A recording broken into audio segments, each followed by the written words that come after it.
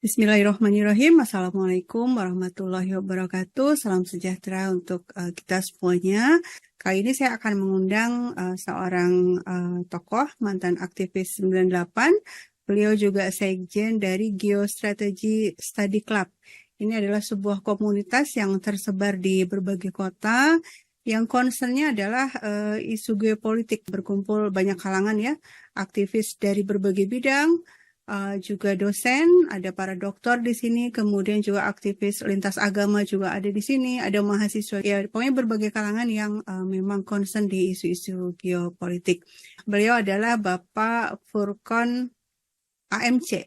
Ya, AMC itu apa tuh Bang Furqon? Silakan perkenalan.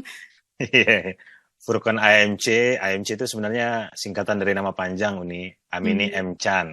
Cuman biar nggak kepanjangan ya, jadi lebih mudah disebutnya Furqon AMC gitu aja. Iya, sip. Jadi kenapa kok saya mengundang Bang Furqon? Karena beliau itu kan aktivis ya dulu di era 98 ketika ada perubahan rezim waktu itu beliau aktif bersama para mahasiswa pada masa itu. Dan hari-hari terakhir ini kita melihat ada sebuah gerakan besar ya di negara-negara barat. Mahasiswa di berbagai universitas di Amerika Serikat, di Inggris, di Prancis, juga terakhir itu ada di Italia juga gitu ya. Itu melakukan aksi demo besar-besaran untuk mendukung Palestina.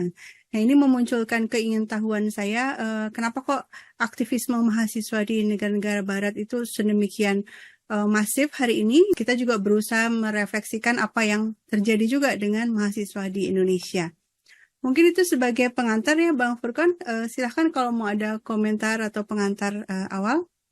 Ya, terima kasih Uni atas undangan dan kesempatannya. Semoga ini jadi rahmat ya buat kita semua, membuka pikiran dan pandangan kita terhadap situasi yang terjadi hari-hari ini di dunia, terutama di Palestina. Satu hal yang menurut saya paling utama dan harus kita garis bawahi Uni adalah bahwa di Palestina ini sesungguhnya sedang terjadi tragedi kemanusiaan. Ini yang saya rasa menjadi dasar dari mahasiswa-mahasiswa di berbagai kampus di Amerika maupun Eropa, bahkan sampai ke Australia bergerak hari ini. Tragedi kemanusiaan yang terjadi sungguh melampaui apa yang pernah terjadi sebelumnya, yang pernah kita catat atau yang pernah tercatat oleh sejarah dalam skala dan percepatannya ya. Kita ketahui genosida sesungguhnya adalah kejahatan yang dilakukan dengan sengaja, dengan niat untuk menghancurkan secara keseluruhan atau sebagian suatu kelompok bangsa, etnis, ras, maupun agama tertentu. Nah, tindakan-tindakan genosida ini terbagi dalam 5 kategori. 1, membunuh anggota kelompok, menyebabkan kerugian fisik atau mental yang serius terhadap anggota kelompok masyarakat. Dan kemudian dengan sengaja, yang ketiga, dengan sengaja menimbulkan kondisi kehidupan kelompok yang diperkirakan akan mengakibatkan kehancuran fisik seluruhnya atau sebagian. Dan yang keempat, memaksakan tindakan yang dimaksudkan untuk mencegah kelahiran di dalam kelompok. Dan yang kelima, memindahkan secara paksa anak dari satu kelompok ke kelompok lain. Nah, kalau kita lihat data terakhir ini yang dirilis oleh Euromed Human Rights Monitor, 200 hari genosida Israel di Gaza yang dihitung dari tanggal 7 Oktober 2023 sampai 23 April 2024, itu angkanya betul-betul sangat menyedihkan kalau kita baca. Yang terbunuh itu sudah 42.510 dalam 200 hari ini. Di antaranya 38.621 penduduk sipil. Dan di antaranya anak-anak 15.780 orang, 15.780 anak, dan perempuan 10.091 orang. Ini sungguh angka yang luar biasa, besar sekali dalam waktu yang sangat pendek, 200 hari. Yang terluka di Palestina dalam 200 hari ini 72.240 orang, dan yang terlantar, mengungsi itu kurang lebih 2 juta orang. Dan kita sangat miris, di antara yang korban itu juga ada tenaga kesehatan, ada 905 orang ini, 356-nya terbunuh. Ini angka yang sangat luar biasa. Ya, di antara mereka ada dokter, perawat, ya, tenaga medis secara keseluruhan. Kemudian 161 orang cedera. Dan tidak hanya tenaga kesehatan. Dalam 200 hari ini sudah 137 jurnalis terbunuh dari berbagai media. Saya kira ini angka yang betul-betul tidak bisa membuat seseorang berdiam diri ya dengan fenomena ini. Kalau ini masih kurang rasanya untuk membuat seorang bergerak, ini kebangetan. Nah, inilah yang kemudian dicermati oleh banyak intelektual mungkin di berbagai kampus di seluruh dunia, terutama mereka anak muda, melihat situasi di Gaza, mereka merasa tidak bisa berdiam diri dan mulai bersuara. Gitu kurang lebih untuk pengantar ini. Ya, mungkin perlu ditambahkan juga secara eksplisit bahwa kalau khusus untuk kampus, itu di Gaza itu ada 12 kampus, Bang. Semuanya sudah dibom. Semuanya. Semua dari 12 kampus itu sudah dibom. Ada yang dibom betul-betul hancur keseluruhannya, ada yang hancur sebagian. Tapi yang jelas sudah nggak bisa lagi kuliah di sana gitu ya. Dan kemudian kalau dihitung ininya tokoh akademiknya gitu ya, misalnya profesornya, dekan atau rektor itu 100 orang lebih yang sudah gugur dibom karena mereka misalnya sedang ada di dalam rumah dan atau di tempat pengungsian lalu gedung tersebut dibom oleh Israel. Sungguh menyedihkan memang. Sehingga saya pikir ini perlu mendapatkan perhatian dari seluruh dunia akademis ya. Betul nih. Harusnya muncul semacam pernyataan sikap atau protes atau kritik gitu ya. Kenapa kok kampus, tempat di mana orang-orang menuntut ilmu, itu kok malah dibom oleh Israel. Dan menurut Bang Furkon, kalau mengingat bagaimana dulu mahasiswa di Indonesia juga bangkit secara masif melakukan gerakan-gerakan politik gitu ya. Jadi karena melihat ada ketidakadilan, karena melihat ada hal yang harus diperbaiki, mahasiswa dulu bisa bangkit bersuara di era-era tahun 98 gitu ya Bang. Nah, menurut Bang Furkon ada nggak kesamaan dengan apa yang terjadi saat ini di negara-negara Barat? Mereka yang kalau kita pikir kan negara-negara Barat ini kan sangat makmur ya. Terus juga ini yang bangkit di kampus-kampus di Amerika itu kampus elit juga ya. Dan yang terlibat tuh banyak yang anak-anak orang kaya juga gitu kan. Bahkan sebagiannya Yahudi. Sehingga kita pikir, atau saya minimalnya berpikir, kok bisa ya anak Gen Z yang hidupnya udah makmur gitu, kok bisa tiba-tiba peduli pada apa yang terjadi di Gaza. Menurut Bang Furkon gimana? Ya, pertama kita review sedikit apa yang terjadi di kampus-kampus di Amerika ya Uni dalam beberapa hari terakhir. Sesungguhnya ini adalah gelombang protes terhadap genosida di Palestina yang dikumandangkan oleh mahasiswa di berbagai kampus di Amerika Uni. Gelombangnya bahkan sudah terasa di Kanada, Eropa, Jepang, hingga Australia.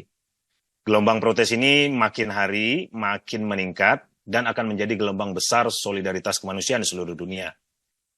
Di Amerika ada puluhan kampus yang telah menjadi titik api protes. Di berbagai kampus tersebut para mahasiswa melakukan camping ya, membangun perkemahan di kampus ya dengan menggelar banyak tenda di lingkungan kampus sebagai simbol solidaritas terhadap rakyat Palestina yang terpaksa hidup di tenda-tenda pengungsian sejauh ini.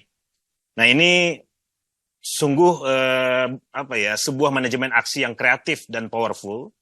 Dalam perkemahan tersebut berbagai kegiatan itu diaktifasi, ada orasi publik, ada diskusi dan lain-lain. Saya kira ini cara penyampaian pesan yang luar biasa dari teman-teman mahasiswa di kampus-kampus di Amerika. Kita bisa mencatat ya ada Universitas Columbia sebagai pelopor yang sudah mulai aksi dari kalau nggak salah tanggal 17 April. Kemudian ada Harvard University, kemudian ada Ohio State University, ada University of Minnesota, ada Yale University, New York University, dan banyak lagi. Kurang lebih mungkin sudah 60-an lebih kampus kayaknya di Amerika ini. 60-an kampus lebih, itu hanya di Amerika saja. Di Eropa juga sudah terjadi aksi-aksi yang serupa. Dan di antara mereka mengakui ini terinspirasi dari apa yang telah dimulai oleh teman-teman di Amerika, khususnya di Columbia University. Ada beberapa tuntutan yang sebenarnya diajukan oleh teman-teman mahasiswa di berbagai kampus di Amerika khususnya tersebut ini dan di beberapa negara lainnya di Eropa dan Australia. Yang pertama pasti tentunya adalah tuntutan utamanya untuk segera genosida di Palestina dihentikan. Ya, mereka menuntut negara Amerika atau negara manapun, bahkan PBB, agar segera melangsungkan atau melaksanakan gencatan senjata antara Israel dan Palestina. Ya, intinya genosida di Palestina harus segera dihentikan. Ini tuntutan utamanya. Dan selain itu, mahasiswa ternyata punya kesadaran yang juga lebih dalam. Mereka bisa atau mereka mulai membelejeti bagaimana relasi kuasa antara negara-negara yang terlibat membantu Israel, khususnya adalah Amerika. Karena itu salah satu tuntutan dari mahasiswa-mahasiswa di Amerika tersebut adalah untuk menuntut Amerika segera menghentikan bantuannya, ya, terutama bantuan militer terhadap Israel. Namun tidak berhenti di situ. Nah, ini luar biasanya teman-teman mahasiswa di sana. Mereka juga melihat ada hubungan yang terjadi, ya, antara Israel dan banyak kampus, di mana banyak kampus-kampus di Amerika itu menginvestasikan dana abadi mereka di perusahaan-perusahaan yang itu terafiliasi dengan Israel, khususnya terafiliasi dengan perusahaan-perusahaan yang terlibat dalam peperangan, yaitu industri militer.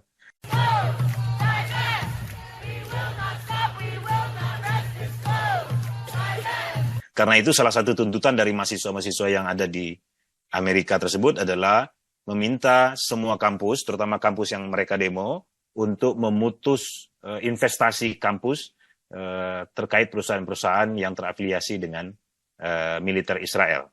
Tidak dipungkiri, aksi-aksi mahasiswa juga tentunya pasti akan mendapatkan reaksi balik, di mana sudah 900 orang kurang lebih ini di antara mereka ditangkap dari 15 kampus kurang lebih dalam 10 hari terakhir. Penangkapan yang dilakukan oleh aparat keamanan terhadap aksi demonstrasi mahasiswa sesungguhnya menunjukkan wajah asli dari demokrasi Amerika yang bopeng, ya. Bagaimana mereka selalu mengaku sebagai bangsa yang komit terhadap kebebasan berpendapat, tapi nyaris kebebasan berpendapat hari ini menjadi langka di dalam negeri mereka sendiri. Ya, jadi peristiwa yang terjadi di Palestina, genosid yang terjadi di Palestina, keberpihakan Amerika terhadap Israel, bagaimana veto-veto Amerika di PBB, termasuk kemudian represi aparat keamanan terhadap demonstrasi mahasiswa hari ini, itu menelanjangi wajah asli Amerika, watak asli Amerika yang standar ganda di dalam mengkampanyekan demokrasi ke seluruh dunia. Ketika peristiwa tersebut terjadi di berbagai negara, Amerika dengan gampangnya menuduh negara tersebut anti-demokrasi. Tapi hari ini, ketika peristiwa demonstrasi terjadi bergelombang di berbagai kampus di Amerika, Amerika lupa dengan kalimatnya sendiri. Amerika lupa dengan jargon demokrasinya sendiri. Kita saksikan di beberapa kampus mahasiswa ditangkap dengan cara yang sangat, ya, mungkin bisa dikategorikan juga bisa melanggar HAM, ya. Kemudian juga tidak hanya mahasiswa yang ditangkap, para akademisi, profesor, itu juga mengalami represi, ada yang ditangkap, dan tidak sedikit di antara mereka mendapatkan ancaman seperti yang tadi sudah saya uraikan, diancam untuk diberhentikan, diancam dicabut beasiswanya, diancam dicabut kartu anggotanya di kampus, ya, bahkan juga diancam masa depannya di dalam mencari kerja ke depannya. Tapi percayalah, apa yang terjadi hari ini membuktikan bahwa solidaritas kemanusiaan itu adalah bawaan lahir dari manusia itu sendiri. Dia akan terus tumbuh mekar, bersemi, tidak akan bisa diredam, tidak akan bisa dibungkam. Dia adalah suara asli dari kemanusiaan itu sendiri. Jadi hari ini yang terjadi di Amerika akan meluas, saya rasa, ke berbagai negara, bahkan mungkin juga akan sampai ke Indonesia sebagai bentuk solidaritas semesta terhadap rakyat di Gaza, di Palestina. Standar ganda Amerika ini harus kita bongkar, harus kita telanjangi, agar kemudian apa yang menjadi kebijakan politik luar negeri Amerika tidak lagi semena-mena, semata-mata hanya mengedepankan kepentingan Israel sepihak. Dan aksi-aksi mereka juga bisa mengancam masa depan mereka, karena mulai juga ada ancaman dari negara maupun dari pihak Israel, bagaimana kemarin itu sempat viral, mereka diancam akan sulit mendapatkan kerja di masa depan karena wajah mereka, identitas mereka akan teridentifikasi sebagai orang yang terlibat demonstrasi, dan demonstrasi ini kemudian dituduh sebagai demonstrasi antisemit. Saya kira ini suatu framing yang sangat tidak bisa diterima. Kenapa? Karena yang terlibat demonstrasi di kampus-kampus di Amerika itu justru mayoritas adalah non-Muslim ya. Justru di antara mereka banyak yang Yahudi. Sehingga penyematan cap antisemit itu saya kira tidak pada tempatnya. Menarik tuh soal tuduhan antisemit ya. Sebenarnya kan semit itu yang dimaksud sebenarnya merujuk ke etnis Arab gitu ya di Timur Tengah gitu. Jadi kalau dituduh antisemit loh kan orang Palestina justru bangsa Semit sebenarnya gitu kan. Iya makanya. Tapi tuduhan antisemit ini seolah ini ya identik dengan anti Yahudi, anti agama Yahudi, sehingga ini tuduhan yang kalau buat orang di Barat itu tuduhan yang berat itu gitu ya. Sehingga selama ini mereka terganggu sekali kalau dituduh antisemit. Mereka khawatir kalau dituduh antisemit gitu. Ya, kita lihat di aksi demo mahasiswa di Amerika itu menarik banget tuh. Bahkan ada ini yang kejadian mahasiswa yang Muslim sholat berjamaah, terus polisi itu datang mau menangkapi demonstran ini, tapi yang bikin barikade itu justru mahasiswa non-Muslim. Iya, dilindungi oleh mereka. Iya, betul. Menjaga mahasiswa yang lagi sholat itu sambil teriak-teriak. Saya lihat videonya itu terharu banget. Jadi menunjukkan bahwa ini gerakan kemanusiaan. Betul. Dan melampaui sekat-sekat agama. Akhirnya seperti yang mahasiswa Yahudinya juga melakukan ini ibadah Sabat. Ritual Sabatnya itu juga dalam keadaan aman, nggak dijaga juga. Iya, itu kan tuduhan antisemit itu jadi nggak masuk akal, jadi dibuat-buat gitu ya. Dan memang ingin membungkam mahasiswa ini. Baik. Itu mirip di zaman Orde Baru ini. Dikit-dikit kalau demo komunis. Siapa yang demo pasti selalu kena cap komunis gitu kan. Nah, itu mirip-mirip lah sebenarnya. Nah, itu menarik tuh, Bang. Kalau dulu mahasiswa Indonesia dengan cap-cap itu takut atau gimana tuh? Atau dengan cara apa mereka melepaskan diri dari ketakutan itu? Ya, yang pertama tentu ini sama juga dengan apa yang terjadi di Amerika ini ya. Kampus itu kan sesungguhnya adalah benteng moral peradaban ini. Jadi kampus melihat itu yang pertama itu adalah sisi kemanusiaan, sisi moralnya. Kita tahu gerakan moral itu begitu menjadi tradisi di kampus. Jadi jika kampus sudah bergerak secara masif, itu berarti ada krisis besar yang sedang terjadi. Nah, jadi ketika kampus sudah bergerak, nah itu tanda-tanda peradaban sedang krisis, gitulah kira-kira ini. Jadi kalau kampus-kampus di Amerika sudah bergerak, ini tanda-tanda peradaban di Amerika itu sedang krisis. Kalau kita cari persamaan yang sepadan, itu sepadan dengan ketika anak-anak muda tahun 60-an bergerak menentang Perang Vietnam. Ketika Amerika terlibat di Perang Vietnam. Kurang lebih motifnya hampir sama sebenarnya. Itu dulu Amerika menggunakan komunisme sebagai hantu, sehingga itu dijadikan pembenaran untuk melakukan intervensi di Vietnam. Ya, hari ini juga sama, hantu-hantu yang mereka ciptakan. Mereka menuduh semua para pejuang yang ada di Palestina itu sebagai teroris. Bahkan mahasiswa-mahasiswa yang demo ini juga dicap juga teroris karena dianggap membela Palestina. Nah ini tidak bisa diterima oleh anak muda di sana ini. Jadi aksi apapun yang dilakukan mahasiswa di berbagai kampus di Amerika maupun seperti di Indonesia dulunya, yaitu sesungguhnya adalah peloporan strategis dari generasi muda. Jadi cap-cap semacam itu tidak akan bisa menutupi generasi muda. Kenapa? Ini kan generasi yang membaca ya, generasi yang terbuka terhadap informasi. Apalagi hari ini, di mana informasi begitu mudah diakses. Walaupun Amerika berusaha memblokir atau mensensor banyak informasi terkait apa yang terjadi di Palestina, tapi medsos telah menjadi saluran yang tidak bisa dibendung sepenuhnya oleh Amerika dan Israel. Jadi mahasiswa-mahasiswa di Amerika itu mereka membaca. Maka tuduhan semacam antisemit atau tuduhan komunis terhadap mahasiswa-mahasiswa dulu di zaman Orde Baru itu tidak lagi efektif untuk menutupi arus informasi tersebut. Jadi pada intinya cap itu hanya bisa terjadi berlaku kepada masyarakat yang tidak mendapatkan informasi ini. Tapi kalau informasi itu terbuka, itu sesungguhnya tidak efektif untuk bisa menutup atau membungkam suara-suara kritis. Nah, apalagi yang terjadi di kampus di Amerika ini, Uni, ini kan akibat kelumpuhan lembaga-lembaga yang seharusnya berfungsi mengatasi situasi yang ada di Gaza, terutama adalah PBB. PBB nyaris lumpuh tak berdaya, Uni, karena setiap resolusi gencatan senjata yang diupayakan atau diusulkan oleh berbagai negara, itu kan selalu diveto oleh Amerika Serikat.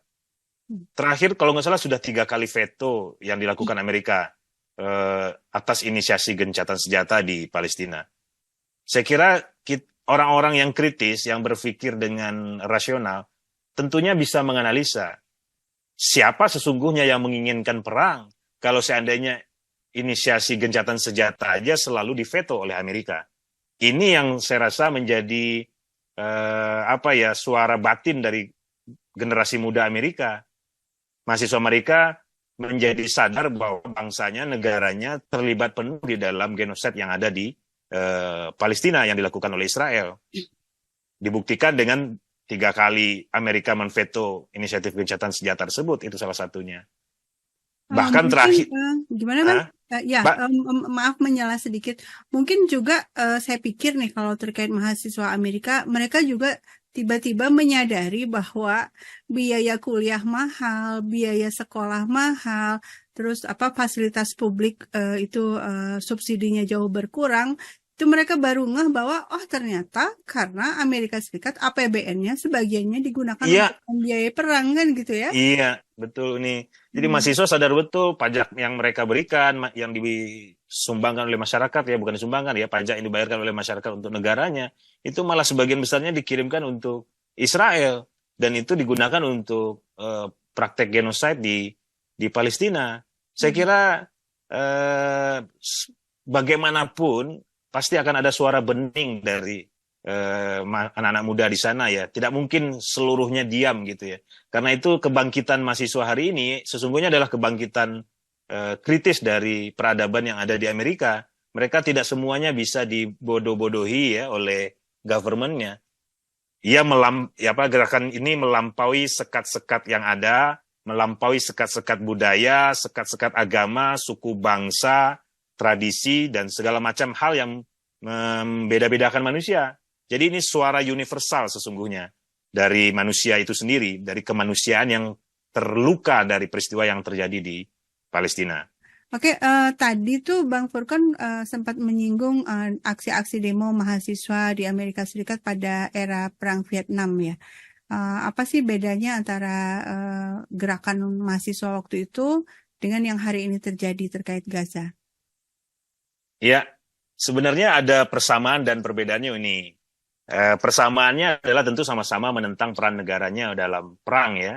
Dulu tahun 60-an, mahasiswa-mahasiswa menentang peran Amerika dalam perang Vietnam, kalau sekarang adalah peran Amerika di perang atau konflik yang ada di Palestina, di mana Israel melakukan genocide. Ya, sama-sama mengkoreksi kebijakan negaranya. Namun dua generasi ini, dua generasi yang berbeda jauh tentunya secara zaman ya. Dulu mereka itu adalah yang menentang perang Vietnam, datang dari generasi-generasi pasca Perang Dunia Kedua ini, yang sebenarnya tidak merasakan langsung dampak Perang Dunia Kedua. Jadi juga tidak merasakan suasana patriotik dari bangsa mereka yang terlibat perang. Jadi mereka lebih terbebas sebenarnya dari propaganda perang pada saat itu. Namun sudah memasuki awal-awal ya menuju perang dingin tentunya. Nah, tapi mereka sebenarnya adalah generasi yang tidak terlibat langsung dari perang. Mereka yang lahir pasca Perang Dunia Kedua. Dan dimulai dengan boomingnya televisi di Amerika. Jadi nyaris waktu itu semua masyarakat Amerika sudah punya TV, sehingga bisa menerima informasi yang terjadi di berbagai belahan dunia, termasuk perang yang terjadi di Vietnam saat itu. Gelombang protes terhadap perang Vietnam tersebut kemudian bertahun-tahun terjadi, dan itu akhirnya berhasil mengkoreksi kebijakan Amerika terhadap perang Vietnam itu sendiri. Dan itu kemudian beririsan juga dengan mulai tumbuhnya kesadaran di masyarakat Amerika, terutama generasi muda, untuk mengkoreksi kebijakan-kebijakan persamaan hak antara kulit putih dan kulit hitam, ya, kemudian terkait apartheid yang ada di Afrika Selatan. Jadi kesadaran itu kemudian bersambung satu sama lain dari lapis-lapis generasi. Nah, hari ini sesungguhnya adalah terusan dari kesadaran historis tersebut, Uni. Ya kan, kalau kita selama ini lihat orang skeptis dengan generasi Z, ya, di mana apalagi teman-teman yang kuliah sekarang itu adalah di awal kuliahnya mereka sempat kuliahnya daring kan, melalui online karena COVID. Akhirnya banyak kampus-kampus kemudian dinamikanya tidak berkembang sedemikian rupa di Indonesia. Dan saya yakin juga sama di seluruh dunia karena situasi COVID yang cukup panjang, pandemi, akhirnya generasi awal kampus pada tahun 2021-an itu kemudian banyak tidak merasakan atmosfer kampus. Awalnya banyak masyarakat skeptis, kampus kemudian tidak lagi dinamis. Tapi Uni, generasi hari ini, Gen Z ini adalah generasi yang booming dengan medsos, terutama hari ini fenomena TikTok, ya. Jadi kalau generasi tahun 60-an di Amerika menentang perang Vietnam karena booming TV, mereka hari ini menentang perang di Israel di Palestina itu karena mengkonsumsi informasi yang tidak bisa disensor oleh Amerika di berbagai media sosial, terutama TikTok. Karena itu Amerika sangat khawatir dengan TikTok, ya, di saat ini, ya, bagaimana TikTok berusaha selalu ingin dikontrol oleh Amerika, tapi kemudian informasi itu ternyata terus bergulir dan kemudian memberi semacam insight, ya, atau semacam awareness buat generasi muda Amerika untuk melihat kenyataan yang sesungguhnya. Nah, jadi memang ini adalah kelanjutan dari kesadaran historis generasi muda yang dulu sampai hingga hari ini yang tidak akan pernah bisa dibungkam dengan propaganda apapun, Uni. Ya, betul sekali Bang. Hari ini tuh TikTok atau media sosial yang lain itu menjadi sumber informasi utama, ya, dalam kasus genosida di Gaza ini. Sampai-sampai pemerintah Amerika Serikat ingin memblokir TikTok. Kalau datanya nih ada yang sudah meneliti, video TikTok dengan tagar I Stand with Palestine itu telah ditayangkan 870 juta kali. Wow. Sementara kalau video dengan tagar I Stand with Israel itu hanya 240 juta kali. Sehingga kesimpulan yang diambil dari perbandingan postingan yang pro Palestina dengan pro Israel itu kelihatan sekali bahwa propaganda Israel itu kalah telak. Yeah. Karena orang-orang lebih banyak mengakses informasi terkait Palestina. Dan kalau saya juga kan main TikTok juga sesekali, mengakses video-video itu banyak sekali orang-orang, bahkan juga ibu-ibu rumah tangga gitu sambil masak gitu ngomong, merekam dirinya sendiri terus bicara soal Gaza gitu. Yeah. Terus semua orang itu bicara tentang Palestina, tentang Gaza, sehingga algoritmanya jadi naik, ya, orang-orang jadi terbombardir dengan informasi yang benar tentang Palestina, sehingga semakin ngeh gitu, apa sih yang sebenarnya terjadi di Palestina? Israel itu sebenarnya ngapain aja di Palestina selama 75 tahun terakhir. Nah, itu saya pikir yang mendorong ini, ya, munculnya keterbukaan informasi terkait Palestina ini, seperti yang tadi Bang Furqon singgung. Nah, Betul. sekarang pertanyaan selanjutnya, bagaimana dengan mahasiswa di Indonesia? Nah, ini yang menarik, Uni. Mahasiswa Indonesia perlu kita rujuk sejarahnya agak ke belakang sedikit, Uni, ya. Bagaimana peran mahasiswa itu begitu dominan ketika situasi sudah sangat memprihatinkan.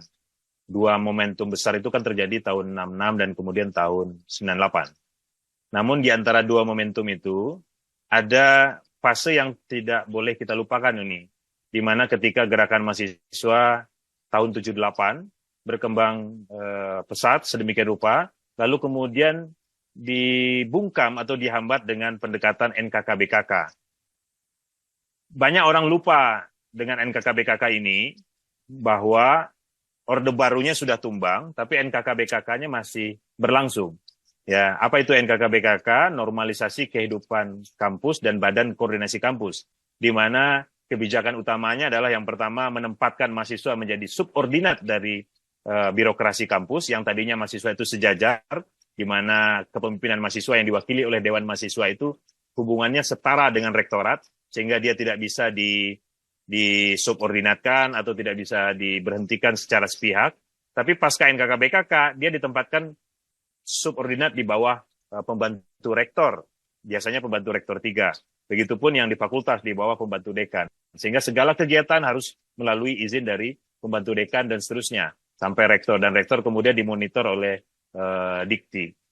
Itu yang pertama. Yang kedua, NKK-BKK kemudian merubah format sistem belajar. Yang tadinya mahasiswa boleh datang kapanpun ke kampus, artinya dia boleh juga tidak datang, yang penting pas ujian dia bisa bertanggung jawab, bisa menunjukkan dia mampu mengikuti pelajaran, jadi bisa mengikuti ujian tanpa harus ada kewajiban absensi yang ketat. Tapi pasca NKK-BKK, ini kan mahasiswa diwajibkan masuk kuliah dengan sistem SKS, yang kalau 2 kali sampai 3 kali absen, mereka bisa didiskualifikasi, tidak boleh ikut ujian, dan konsekuensinya bisa mengulang. Sehingga akhirnya apa yang terjadi, mahasiswa menjadi terbatas waktunya dalam merespon persoalan-persoalan sosial. Nah, pasca 78, NKK-BKK diterapkan, itu mahasiswa itu menjadi agak cukup panjang tiarapnya ini. Jadi kalau dari 65, kemudian terjadi lagi meledak tahun 74 meledak lagi 78, jarak 4 tahun ada siklus gerakan mahasiswa yang berkembang sedemikian rupa, tapi pasca 78 baru meledak lagi tahun 98. Nah, 98 Orde Barunya ditumbangkan, ya, dimulai dengan menumbangkan Soehartonya, tapi NKK-BKK-nya tetap langgeng sampai hari ini. Bahkan hari ini dengan sistem kurikulum itu membuat mahasiswa semakin padat kuliahnya ini. Nah, ini kemudian menjadi curhatan-curhatan banyak mahasiswa ketika saya temui ini. Mahasiswa hari ini begitu dipadatkan dengan berbagai tugas, sehingga nyaris waktu mereka untuk bisa terlibat dalam interaksi sosial, dalam persoalan-persoalan sosial itu menjadi minim. Ini menjadi situasi yang melatar belakangi secara umum kondisi mahasiswa hari ini. Tapi percayalah, situasi itu tetap menyisakan peri-peri, ya, ruang yang selalu ada tersedia bagi mereka yang berusaha mencari atau membangun kesadaran.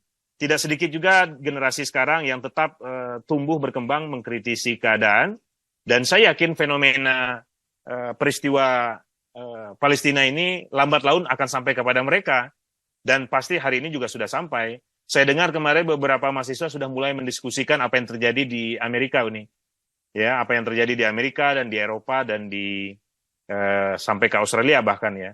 Beberapa mahasiswa sudah mulai melihat itu sebagai sebuah panggilan zaman. Sebagai generasi Z, ini adalah semangat zaman mereka untuk merespon keadaan. Dan generasi aktivis di Indonesia itu tidak pernah lepas dari semangat kritik terhadap kolonialisme dan imperialisme. Dan saya yakin benang merah praktek imperialisme ini juga menjadi sasaran kritik mereka dalam melihat situasi Palestina hari ini. Nah, namun juga ada situasi kontemporer nih, situasi aktual yang cukup mempengaruhi dinamika yang terjadi di gerakan sipil di Indonesia hari ini. Di mana 10 tahun terakhir, politik kita itu sangat didominasi oleh politik elit, ya. Bagaimana pemilu kemudian telah menciptakan semacam polarisasi tersendiri di tengah-tengah masyarakat, sehingga yang mana dulu kita dengar, ya, ada istilah cebong, kampret gitu, ya. Nah, sehingga akhirnya berbicara Palestina kemudian seolah-olah dimasukkan dalam satu kotak, yaitu kotaknya kampret gitu, ya, atau dianggap juga menjadi isu yang sangat kanan atau berbau kadrun gitu. Padahal sebenarnya jauh sekali dari framing seperti itu gitu. Masyarakat yang merespon isu Palestina ini juga adalah masyarakat yang sebenarnya mengkritik praktek-praktek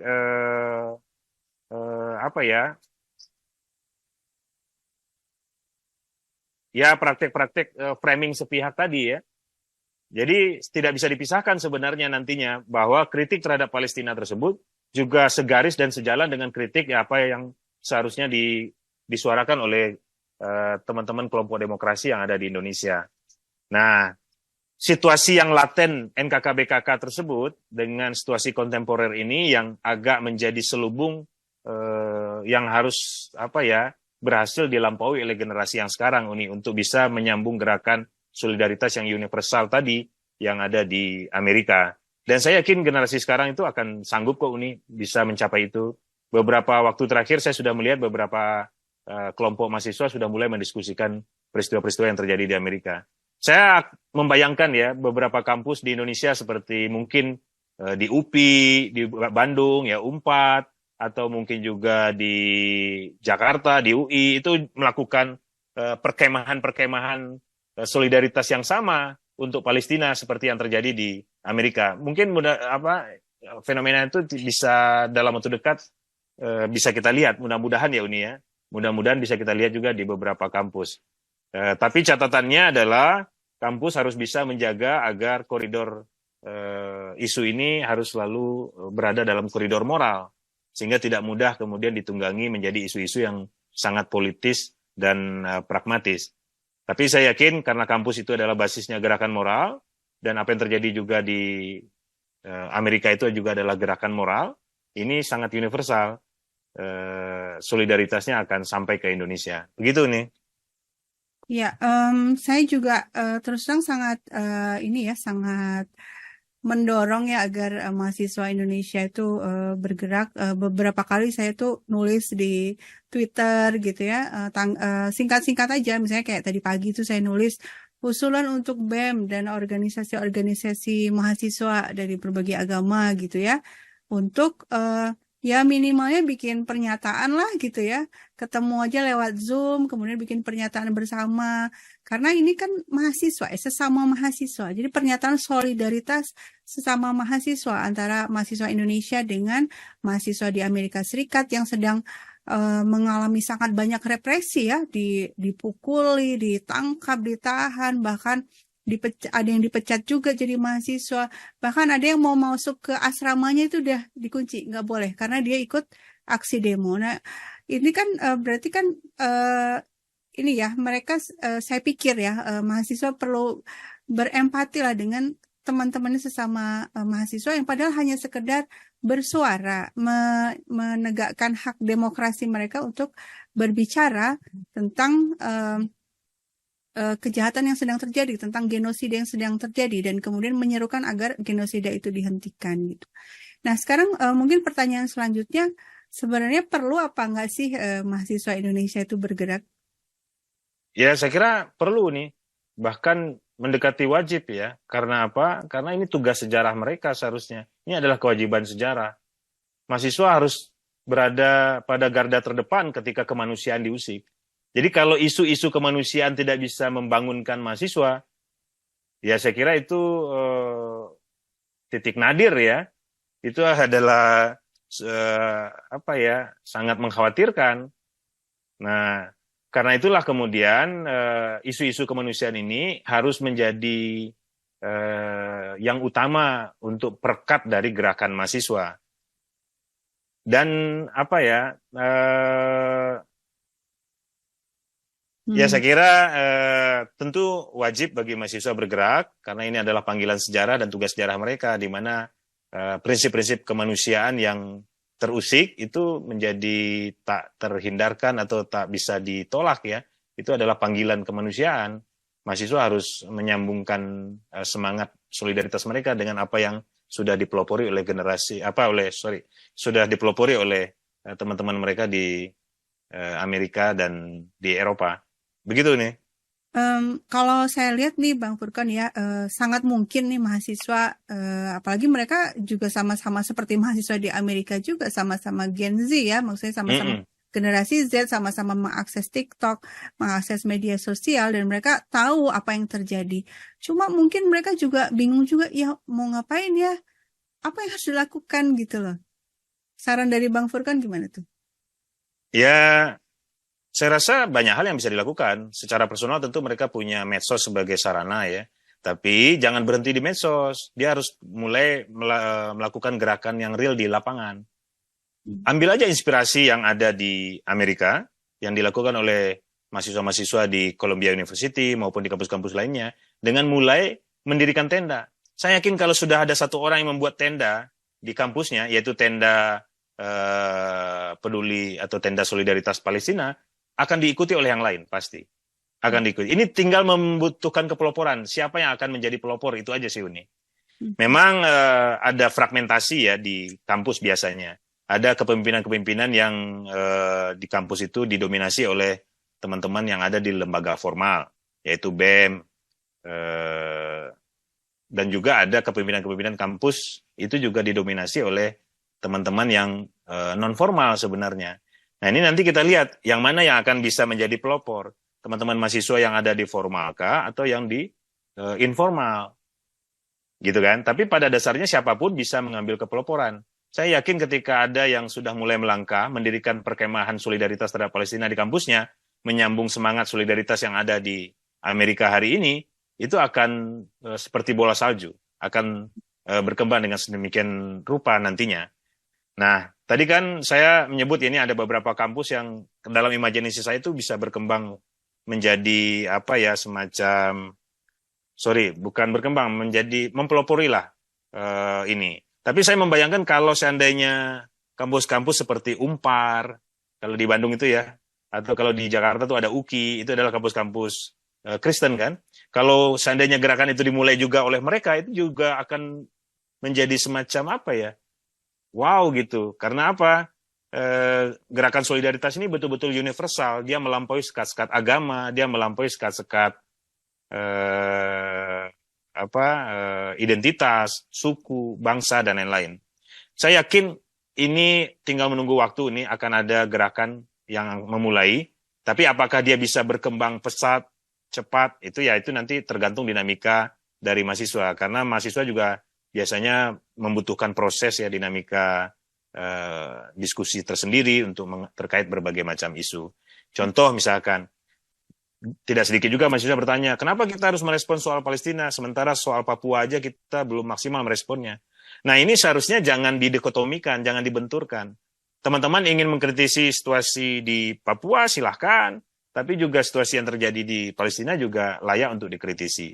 Begitupun situasi-situasi yang lain.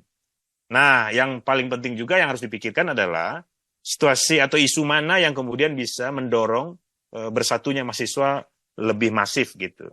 Sehingga itu kemudian bisa menjadi semacam madrasah tersendiri bagi mahasiswa untuk membangun gerakan mahasiswa. Jadi kalau kemudian perkemahan solidaritas Palestina itu terjadi di beberapa kampus ini, saya sudah bisa membayangkan tuh, itu bisa terjadi berminggu-minggu, berbulan-bulan, terus kemudian di kampus itu, di tenda-tenda itu akan diaktifasi banyak kegiatan. Ada diskusi tentang imperialisme, ada diskusi tentang perusahaan-perusahaan transnasional selama ini yang mendukung genosida, kemudian akan diskusi tentang praktek-praktek atau corak-corak kapitalisme yang ada hari ini, ya kan, kemudian akan diskusi tentang metode-metode gerakan, diskusi tentang solidaritas, diskusi tentang berbagai macam. Jadi perkemahan itu sesungguhnya juga menjadi madrasah untuk mahasiswa membangun gerakannya dalam banyak hal, dan itu akan sangat menggairahkan, saya yakin. Jadi ketika itu dimulai, itu dengan sendirinya gairah itu akan muncul, pasti. Nggak butuh lama sebenarnya. Ini persoalan siapa yang akan memulai. Siapa yang akan memulai. Dan tentunya dia tidak boleh kemudian dikooptasi menjadi agenda yang sifatnya berbau identitas. Dia harus tetap mengedepankan prinsip-prinsip kemanusiaan. Sepanjang prinsip-prinsip kemanusiaan yang dikedepankan, maka dia akan menjadi ruang yang akan sangat terbuka bagi semua mahasiswa terlibat. Bahkan mungkin juga banyak akademisi akan bisa terlibat, seperti banyak akademisi di Amerika akan terlibat. Gitu nih. Wah, luar biasa. Saya dengar ini juga jadi bersemangat nih. Kalau misalnya ada kemah gitu ya, ada kemah solidaritas Gaza gitu di kampus, terus saya siap deh kalau diundang. Iya, pasti akan berdatangan. Teman-teman Iya. akan datang, dosen akan datang, bahkan mungkin alumni akan terlibat. Tapi tetap kepemimpinan harus di tangan mahasiswa. Betul. Ya, di tangan mahasiswa, jangan mudah juga dibelokkan ke sana sini. Nah, jadi dalam isu kemanusiaan ini seharusnya kita bersatu, semua mahasiswa bisa merapatkan barisan, bahkan juga semua unsur, pemuda, ya masyarakat yang lainnya. Tapi saya berharap mahasiswa bisa memimpinnya. Ya, saya pikir ini penting untuk dieksplorasi ya, karena masih banyak yang berpikiran gini, Palestina tuh non jauh di sana gitu kan. Palestina itu konfliknya sama Israel. Indonesia tuh kalau membantu ya bantuan moral gitu. Seolah tidak ada nih kaitan langsung ya antara apa yang terjadi di Palestina dengan di Indonesia. Padahal kalau kita kaji dari sisi neo-imperialism, dari sisi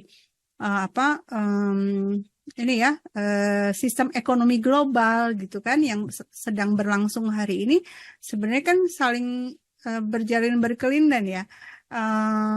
Salah satunya yang saya kutip nih antara lain yang penulis yang bilang soal ini tuh Gilad Asmon. Dia itu seorang Yahudi sebenarnya tapi pro Palestina.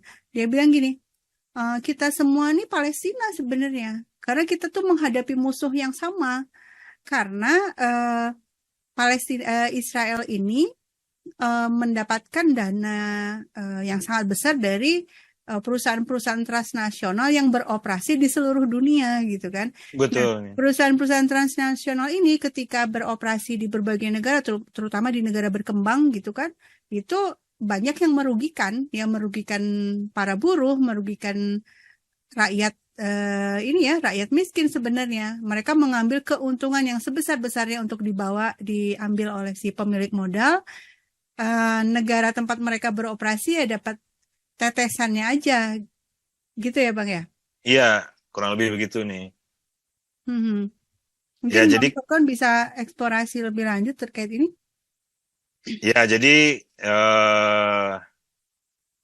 Kalau kita lihat betul ini sesungguhnya adalah praktek konkret ya, praktek nyata dari wajah imperialisme yang ada ya. Kalau kita coba merujuk, yang paling populer dalam mengulas imperialisme ini akan Lenin ini ya. Dia pernah menulis pamflet terkait imperialisme ini tahun 1916, di mana Lenin menyebut imperialisme itu sesungguhnya adalah fase puncak dari kapitalisme. Nah, yang mana prakteknya itu sudah melampaui kolonialisme secara umum, di mana sudah terjadi monopoli, di mana ada ekspor kapital, di mana kemudian dunia dibagi-bagi, ya itu ciri-cirinya ya. Kemudian negara dibikin ketergantungan, negara menengah tentunya. Dan kalau kita lihat, kolonialisme dari semenjak awal mulanya itu kan datang ke belahan dunia, dimulai dengan mencari Nusantara, mencari Indonesia. Niatnya tidak berdagang kan Uni. Mereka datang tidak berdagang dengan baik-baik, tapi kemudian mulai merampok, menjajah ya dari bangsa yang ada. Tapi penjajahan itu beralaskan masyarakat yang ada, yaitu memanfaatkan feodalisme yang ada di bangsa manapun. Nah, praktek itu sebenarnya masih terasa sekarang. Walaupun dalam konteks hari ini beberapa bangsa itu mayoritas sudah merdeka secara politik. Tapi alas feodalismenya tetap dimanfaatkan oleh imperialisme. Contoh adalah bagaimana Amerika memanfaatkan banyak negara di Timur Tengah dan di belahan dunia manapun, itu memanfaatkan monarki-monarki tradisional yang ada di bangsa tersebut. Jadi alas kekuasaan dari imperialisme itu sesungguhnya adalah basis sosialnya feodalisme yang masih tersisa. Dan kalaupun merdeka, dia hanya menjadi negara yang boleh dibilang setengah merdeka secara politik, secara de jure, tapi de facto-nya sistem ekonomi politik mereka dikendalikan. Nah, itulah yang terjadi hari ini di Timur Tengah. Nah, dan selain itu, kalau kita periksa kembali jejaknya, bagaimana kemudian kolonialisme itu telah memberikan dampak buruk terhadap banyak bangsa, di mana terjadi pengusiran bangsa-bangsa asli, ya, sehingga mereka kita sebut kemudian melakukan praktek settler kolonialisme ya Uni ya. Bagaimana kemudian Inggris ya mengirimkan orang-orangnya untuk menempati wilayah di Australia, kemudian masyarakat aborigin di Australia akhirnya tergusur, tersingkirkan. Kemudian bagaimana juga mereka mengambil alih peradaban di Amerika, sehingga kemudian bangsa Indian yang asli di sana juga tersingkirkan. Dan saya kira ini juga pengulangan sebenarnya ketika mereka dengan dua kesuksesan itu saja mungkin mereka percaya diri juga untuk melakukan hal yang sama di Palestina. Mereka ingin kemudian masyarakat asli yang di Palestina digantikan oleh masyarakat imigran Yahudi yang mereka ekspor dari Eropa pasca Perang Dunia. Dan saya kira ini adalah sebuah praktek langsung bagaimana kolonialisme dan imperialisme itu menancapkan kukunya. Nah, hari ini imperialisme telah bermetamorfosis menjadi sedemikian rupa, di mana modal-modal dari berbagai negara itu telah menyatu dalam kongsi-kongsi modal, dan semua kita bisa lihat jejaknya ini di dalam perang Palestina ini, bagaimana persenjataan yang digunakan oleh Israel itu adalah hasil dari industri persenjataan beberapa negara yang saling berkongsi, yaitu Amerika, Inggris, Jerman, Prancis, ya, karena itu kan kemudian di Jerman juga terjadi demonstrasi dari para mahasiswa untuk menentang ekspor senjata dari negara mereka terhadap Israel. Dan tidak hanya itu, tentunya adalah upaya-upaya penguasaan sumber daya alam yang terjadi di semua belahan dunia selatan, yang telah dilakukan bertahun-tahun oleh Amerika dan sekutunya. Ini sesungguhnya adalah praktek yang paling telanjang lah sebenarnya dalam penghisapan manusia atas manusia. Kalau dulunya terlihat secara formal dalam praktek kolonialisme ada tanam paksa, tapi hari ini juga kurang lebih sebenarnya sama. Ya, ada monopoli itu dipaksakan dalam banyak hal. Industri-industri kemudian kalau nggak bisa menyesuaikan standar mereka, speknya dengan ISO, mereka akan halangi. Bagaimana kemudian misalkan sawit Indonesia dihalangi di Eropa, ya, dan juga yang lain-lainnya, ya, termasuk kemudian embargo yang dilakukan oleh Amerika terhadap beberapa negara. Nah, saya melihat begini nih, Israel sesungguhnya adalah benteng dari imperialisme itu sendiri. Jadi kalau kemudian benteng ini hancur atau benteng ini diusik, itu mengganggu eksistensi imperialisme sebenarnya. Karena itu mereka sangat berkepentingan ingin menjaga kelangsungan Israel. Nah, itu yang saya katakan tadi, ketika mahasiswa-mahasiswa di Eropa dan di Amerika ya terutama, dan menjalar juga ke Eropa dan Australia ini mulai melakukan demonstrasi mengkritik dukungan Amerika terhadap Israel tersebut, sesungguhnya itu adalah langsung menjadi kritik atau palu godam yang menghujam di jantung imperialisme itu sendiri. Dia akan menggugat langsung praktek imperialisme itu sendiri sebenarnya. Jadi berangkat dari rasa kemanusiaan sebagai gerakan moral, mahasiswa akan terus berlanjut membelejeti imperialisme itu sendiri. Itu terbukti di beberapa kampus di Amerika, itu tuntutan aksinya sudah mulai naik nih. Mereka mulai mengkritik Partai Republik dan Demokrat, dan kemudian tuntutannya sudah mulai anti-imperialis.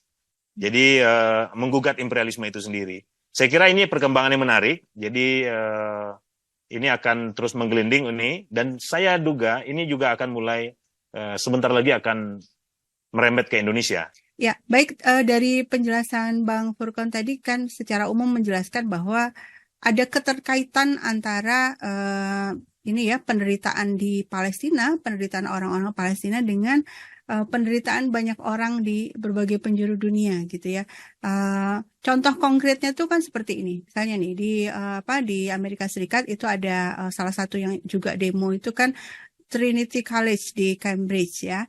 Nah, si mahasiswa ini bilang gini, kampus harus hentikan menanam modal atau berinvestasi di perusahaan senjata. Namanya perusahaan Elbit. Nah,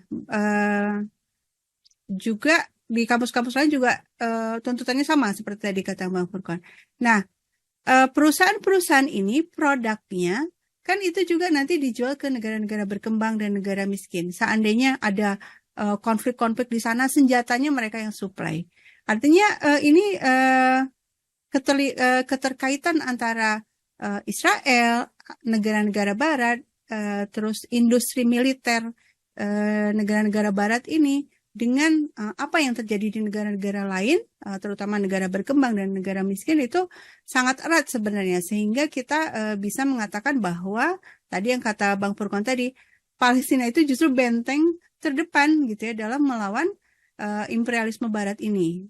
Ya, saya mengulang saja apa yang tadi disampaikan Bang Furqon. Nah, sekarang pertanyaan selanjutnya nih, ketika sudah ada kesadaran bahwa apa yang dialami oleh bangsa Palestina sebenarnya dalam bentuk lain itu juga dialami juga oleh negara-negara berkembang, termasuk juga di Indonesia gitu ya. Ada misalnya ada masalah-masalah ekonomi, ada penjajahan ekonomi.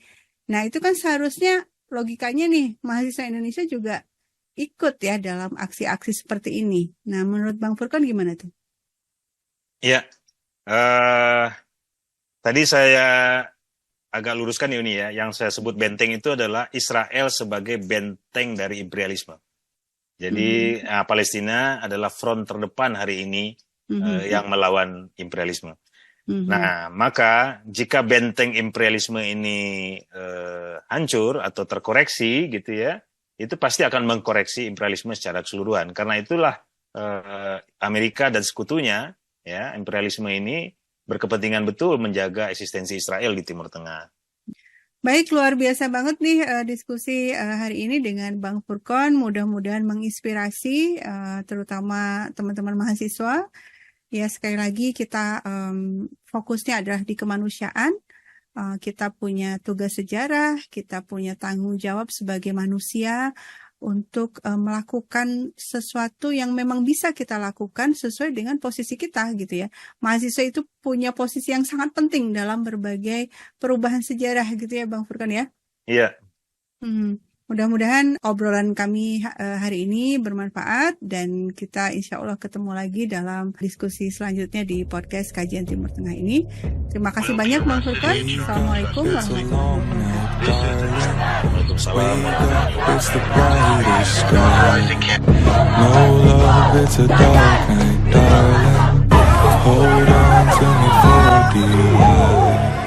Wake up, where do we go to?